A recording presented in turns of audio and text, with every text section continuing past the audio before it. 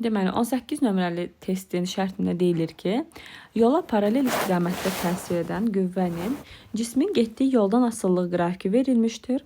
Buna əsasən 0-6 metr aralığında cismin gördüyü iş neçə joule olar? Bizə şəkildə qüvvənin getdiyi yoldan asılılığı qrafiki verilmişdir və biz bilirik ki, bu qrafikdə qrafikin altında qalan fiqurların sahələrini tapıb işarə nəzərə almaqla toplayanda bizə görülən işi verir. Onda bizdə burada 2 dənə üçbucaq var. Bu üçbucaqların sahələrini tapıb toplayacağıq. S1 bərabərdir 4 vurulsun 20 böl 2 bərabərdir 40.